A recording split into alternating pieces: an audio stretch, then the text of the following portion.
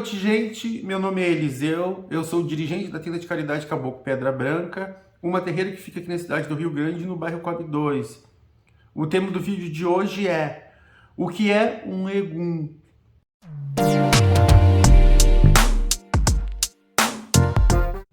Existe aqui no YouTube um canal chamado Tradição Mário Filho, que é de um senhor, o Mário Filho, que ele é professor de Iorubá, estudioso da tradição Iorubá, e além disso ele é babalorixá de Candomblé.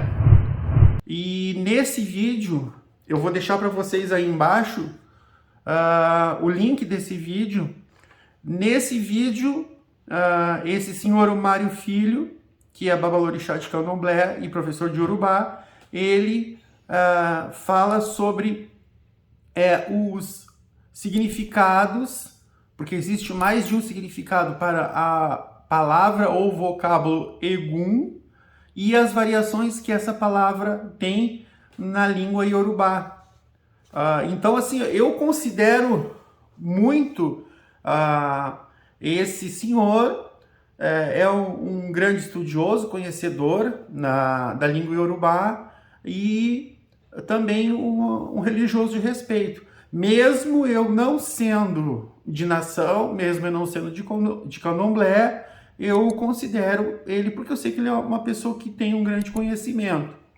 Bom, ele fala nesse vídeo, e também tem outras pessoas que falam na internet, tá? Mas eu recomendo esse vídeo porque é um vídeo bem simples, bem fácil de se entender.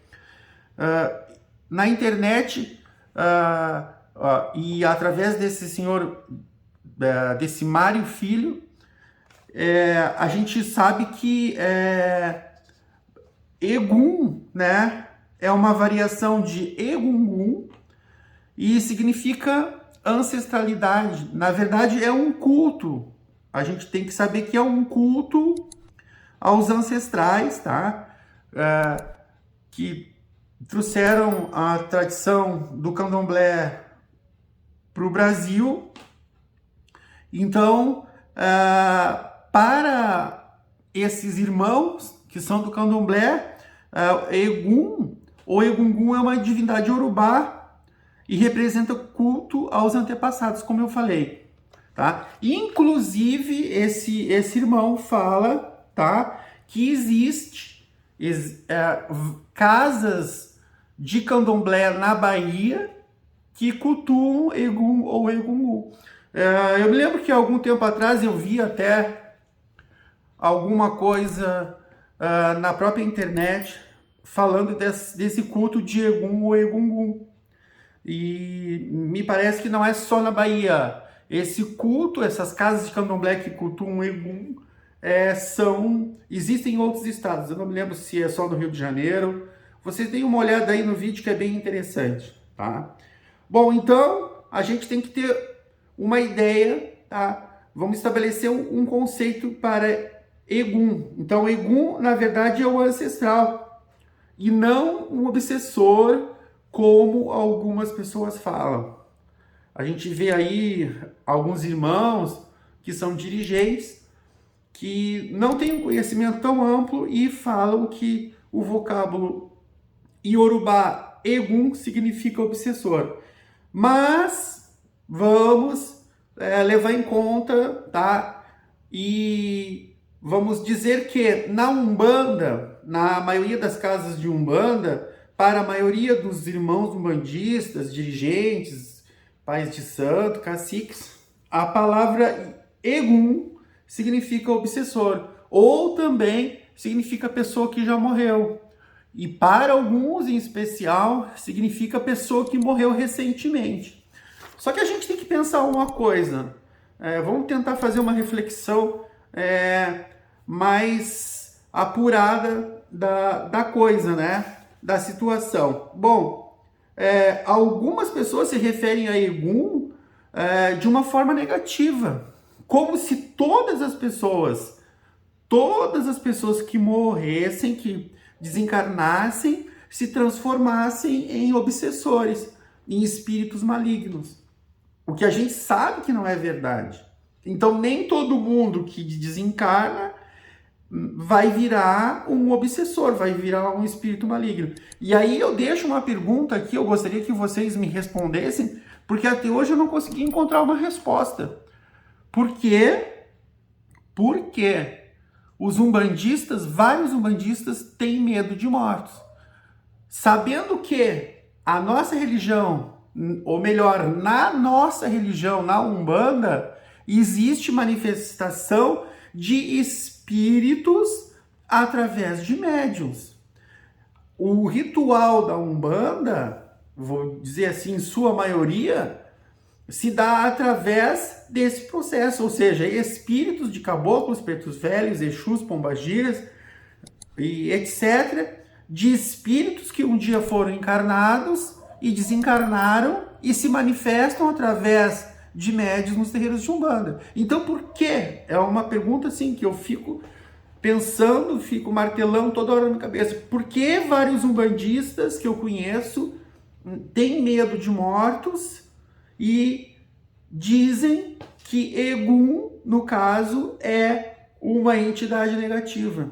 Então, a gente está fazendo esse vídeo para tentar esclarecer essa questão aí. Então, a gente sabe que o preto velho, para algumas pessoas, é considerado aquele negro que foi escravizado e que ganhou luz, evolução espiritual, e hoje ele se manifesta, ele baixa nos terreiros de Umbanda através de um médium para fazer a caridade. O índio ou o caboclo que baixa no terreiro, ele é considerado por algumas pessoas como o índio que viveu aqui no Brasil ou em outros lugares. Vamos falar no Brasil para não se estender muito, que viveu aqui no Brasil antes do descobrimento ou logo em seguida do descobrimento, adquiriu luz, evolução de alguma forma, e hoje, tendo evolução, tendo luz, ele se manifesta nos terreiros através dos médiuns para fazer a caridade. Então, por que essa confusão aí que a gente vê muitas vezes as pessoas falarem, né?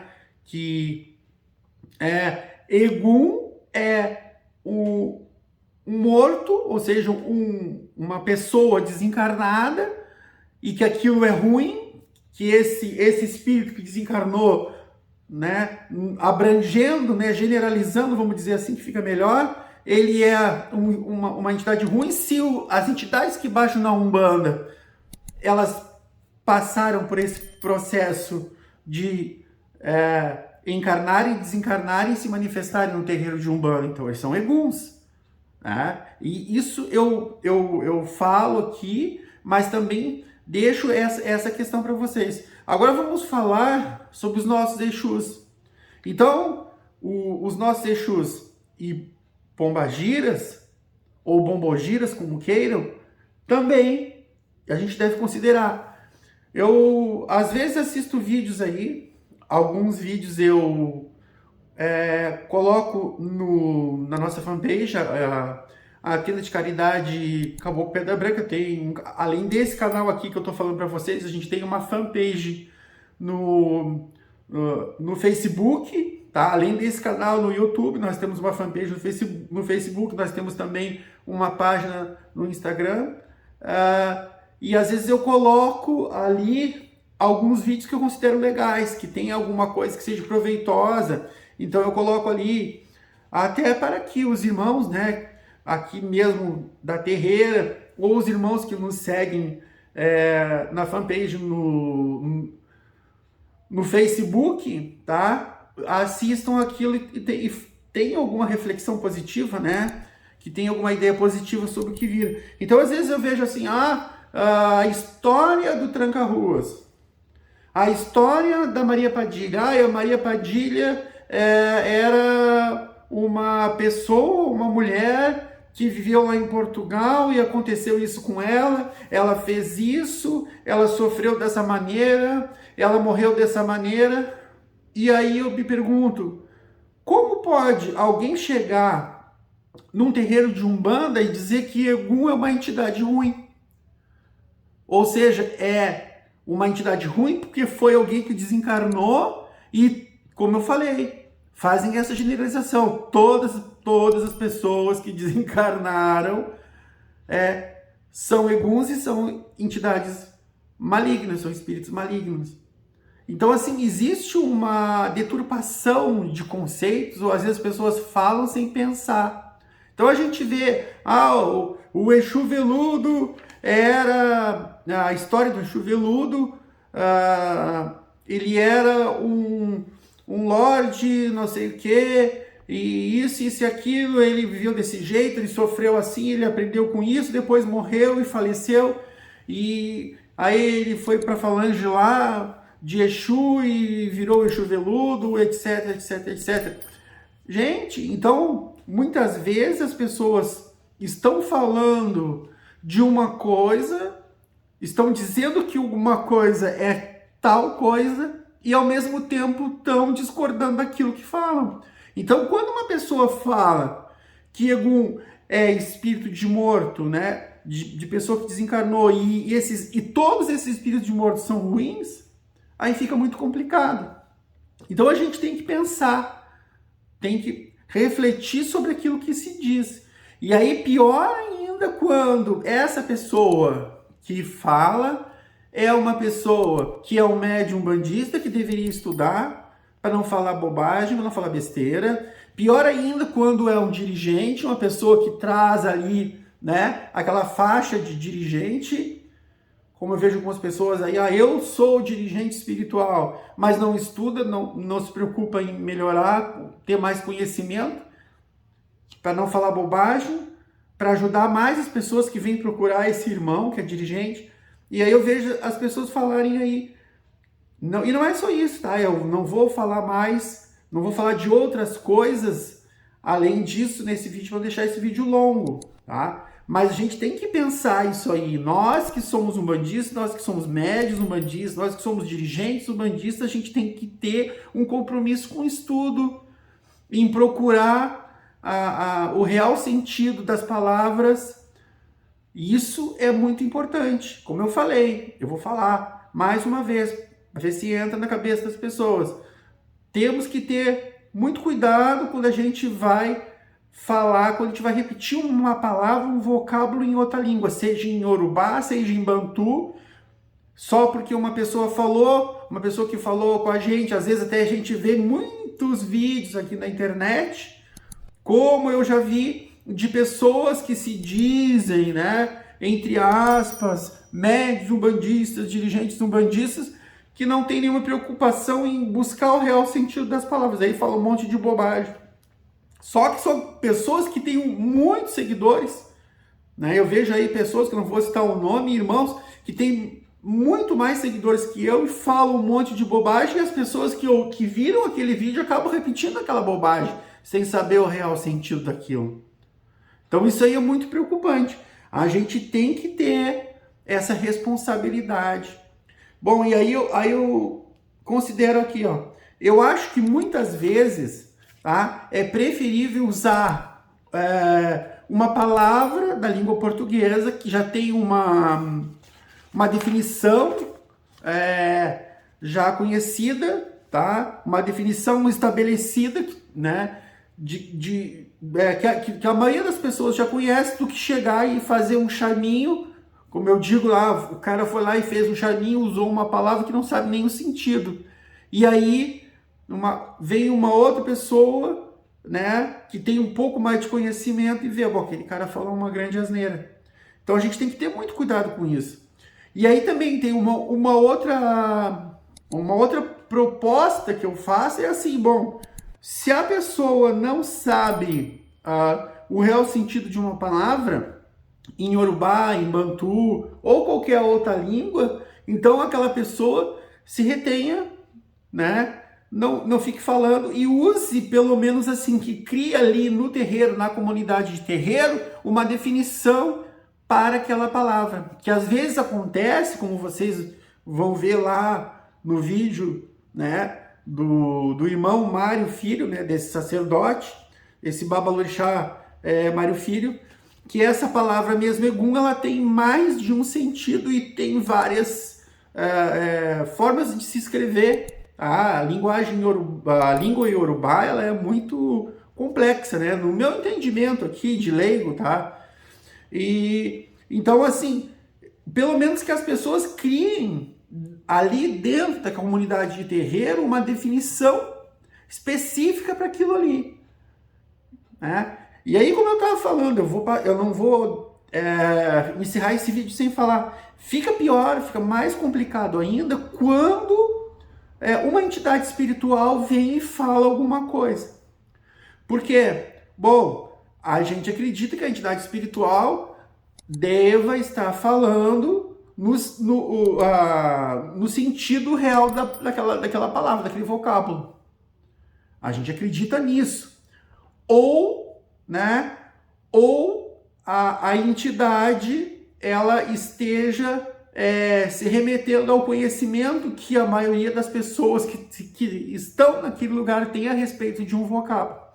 Então, já vi casos de entidades que falaram, tipo, um Egum.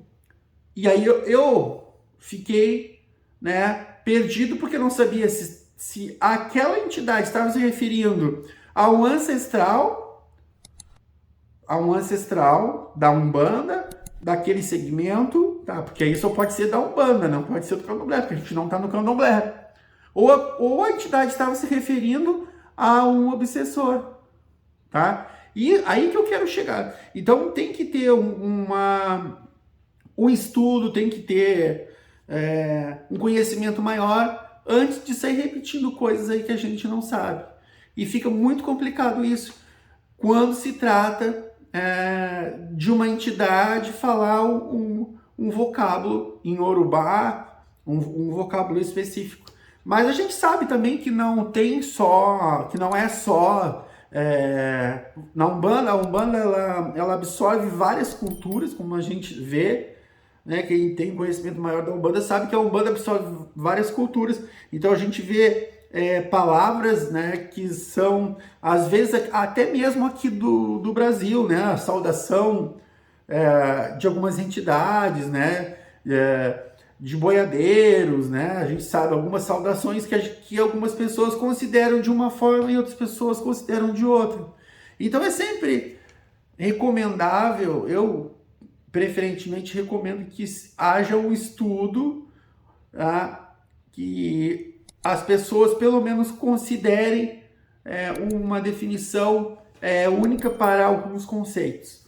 Então tá, gente, espero que esse vídeo tenha ajudado vocês, tá? Eu considero particularmente como Egum como ancestral, tá? Eu não considero Egum como um obsessor, porque eu prefiro usar a palavra obsessor para quando eu quero me referir a um obsessor. Então eu não fico fazendo charminho. Obsessor é obsessor.